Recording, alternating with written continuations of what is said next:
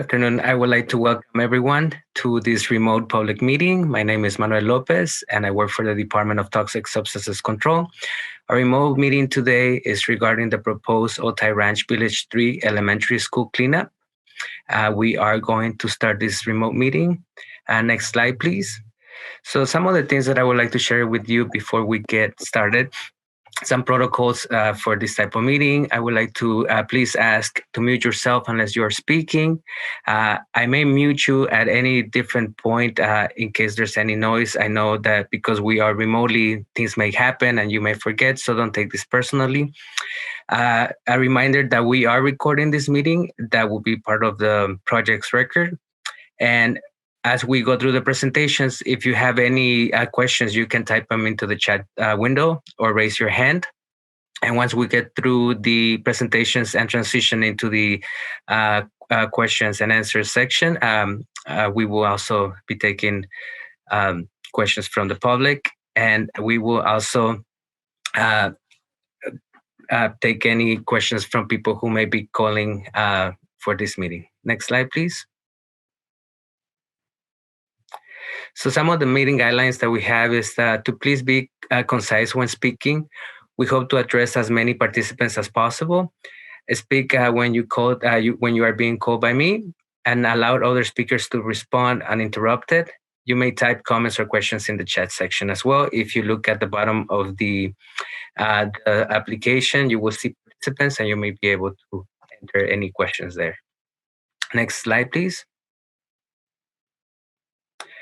So our agenda for today consists of introductions to share with you who we are, and we're going to be discussing site background, an overview of the cleanup proposal, and we will transition into comments and community questions and comments. Next slide, please. So who we are. DTSC is part of the California Environmental Protection Agency. Our mission is to protect the public and the environment by restoring contaminated resources, enforcing hazardous waste laws, reducing hazardous waste generation, and we also encourage manufacturing of chemically safer products. Next slide, please. At this moment, I would like to take a few seconds to introduce the team that has been working on this project. As I mentioned, my name is Manuel Lopez, and I'm the public participation specialist assigned to this project. We also have Marcia Rubin, my supervisor, and she will be the one providing support during this meeting through this platform. We also have our deputy director, Ana Mascareñas, and also the project manager, Reina Georges, and we also have the unit chief supervisor, Yolanda Garza. Next slide, please.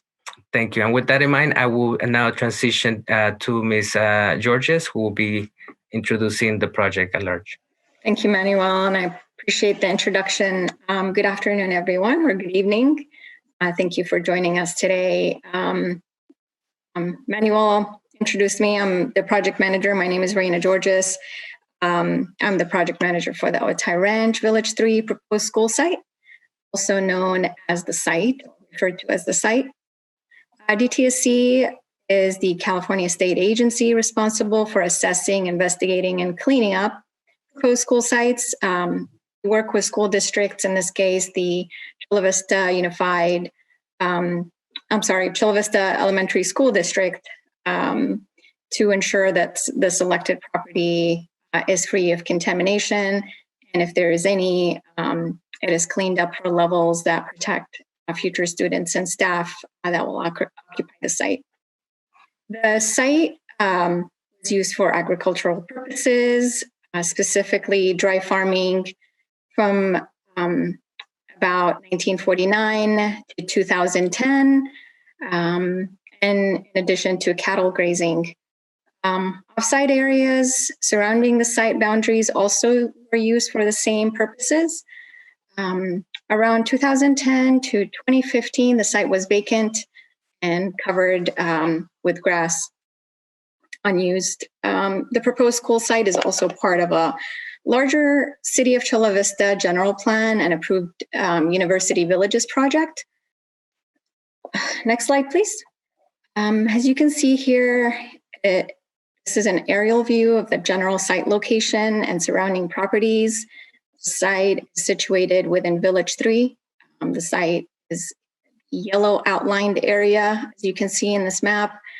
To the northwest is the Otay landfill. I'm not sure if you could see that writing on that figure. The site is situated within a new Village 3 housing development. The Otay landfill is about 1,100 feet away from the site. Next slide, please. Here's a narrower view of where the site lies. The site is located in the northeastern corner of Camino Prado and Avenida Escaya. Surrounding land use is residential to the north, east and south, a park to the southwest, and mixed use to the northwest. Site has been or had been recently graded as part of the larger development and is currently flat graded area. Slide, please. So various environmental investigations and associated DTSC reviews have been conducted for the site. These listed documents, as you can see in the slide, can be found on our database as well for review. The various site assessments and investigations have been performed to determine if there was or has been any release of hazardous material or if naturally occurring hazardous material that would pose a risk to human health or the environment was present at the site. Based on the assessments and environmental investigations, concerns were identified, such as the historical, agricultural, and associated potential use of organic chlorine pesticide and metals. Also, the site's proximity to the nearby landfill and potential for landfill gases. Following the initial assessment, environmental testing was carried out to determine if there was any impact from the previous site agricultural activities of the nearby landfill. The soil was tested for metals, pesticides. The soil gas was tested for volatile organic compounds and methane. Arsenic was detected above DTSC screening levels and shallow soil in 2 locations within the site. With the exception of arsenic, none of the other metals or OCPs were exceeding their respective screening values. The volatile organic compounds and methanes detected were at very low levels and did not pose, that would not pose any adverse health effects under the residential conservative scenario. The 2 locations that had arsenic detections were investigated further as part of the supplemental site investigation to determine the extent of arsenic. Following the investigation, arsenic was limited in extent. It was limited in the surface soil and also laterally. Based on the further investigation, DTSC determined that a cleanup was required at the site and therefore required a removal action work plan to be prepared. Next slide, please. A removal action work plan is a remedy selection document required under state law to carry out a remedy in an effective manner, which is protective of public health and safety and environment. The RAW is a public document. It presents preliminary decisions and recommendations for the site. It identifies removal alternatives considered, the preferred alternative, and reasons for the preference. The site cleanup process has a public participation component, which includes various outreach activities. Removal action work plan has been prepared for cleanup of arsenic impact at the site. The removal action objectives have been established that are protective of human health and the environment and would reduce potential for exposure to arsenic in shallow soil. The raw objectives are to minimize exposure to arsenic, minimize potential for migration of arsenic from soil to other media, and remove soil with arsenic above regulatory screening levels, and of course, to allow for future school use. The RAW includes an evaluation of alternatives for the cleanup and recommends excavation and offsite disposal of arsenic impacted soil. Next slide, please. So as I said, the excavation and offsite disposal is recommended, the recommended cleanup or remedy. The cleanup will be conducted by contractors working on behalf of the Chula Vista Elementary School District under DTSC oversight. Implementation of the RAW will ensure that cleanup work is conducted in a manner that protects human health and the environment. Approximately 1,958 cubic yards of arsenic will be excavated, and that's about 18 inches of the topsoil, and about 100 truckloads will be carrying the excavated soil to nearby landfills. Collection of confirmation samples will be conducted to ensure that the cleanup has met the cleanup goal, and site restoration will occur following the excavation. The next slide, please. Currently, there is no immediate health risk or threat to the public. The site is vacant, undeveloped. Levels are not harmful for a passerby or homes directly adjacent to the site or people in the immediate area.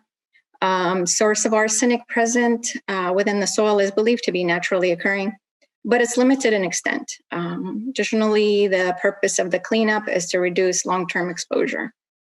As you can see in this figure, shows the extent of arsenic impacted area, which is highlighted in blue, and the south.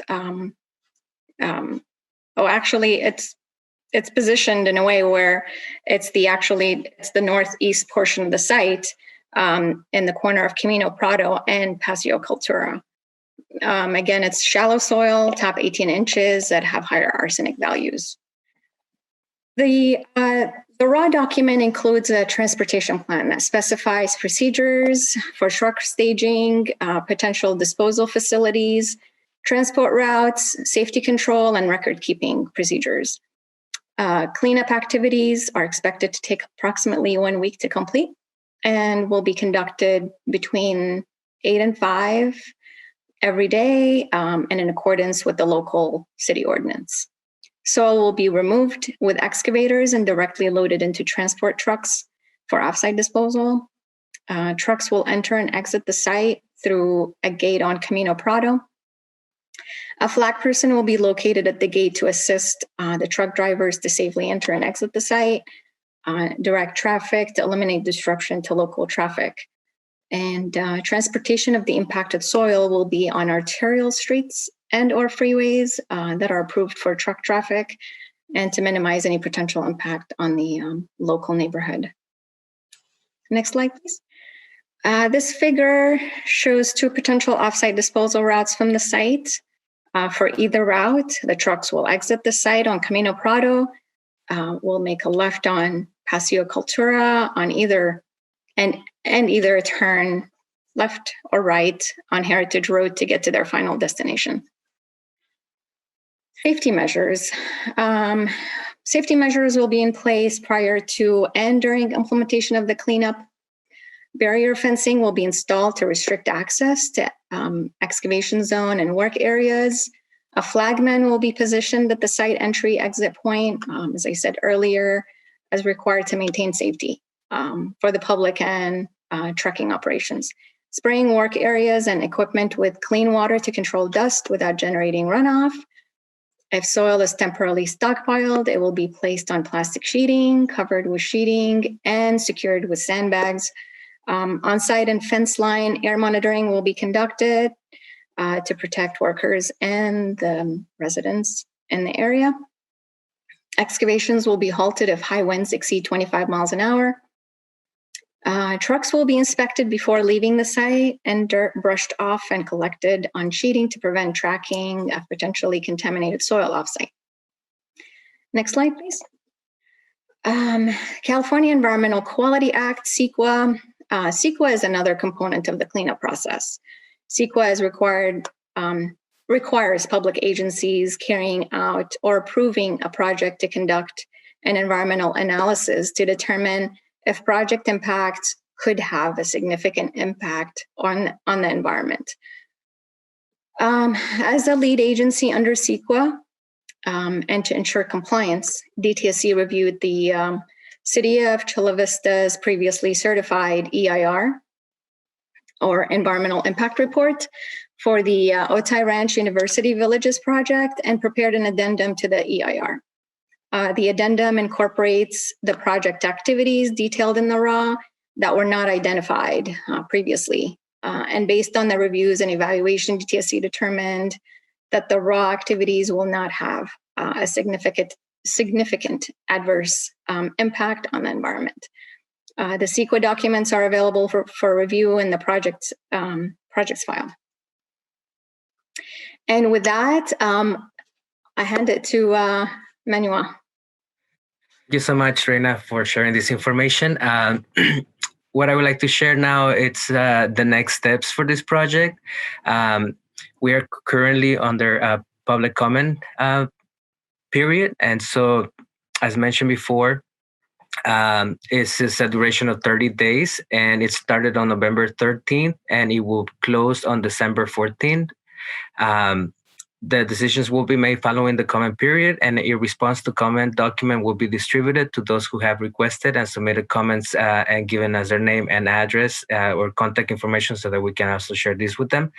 If you would like to have additional information on the project and all public community outreach for the project, you can log on to the EnviroStore page shown here, and you will type in the code and it will redirect you to the page for the project. Next slide, please. There are different ways that you can provide comments to us. You can email either Reina or me. You can also leave me a voicemail, and you can also provide or share with us the business reply form and the envelope that was mailed in November. You can also submit your comments online by using the link with SurveyMonkey. Next slide, please. And this is our contact information, and you may use it if you have any questions or any concerns, or if you need additional information. And I believe that this will conclude the presentation, and I would like to thank you for your time.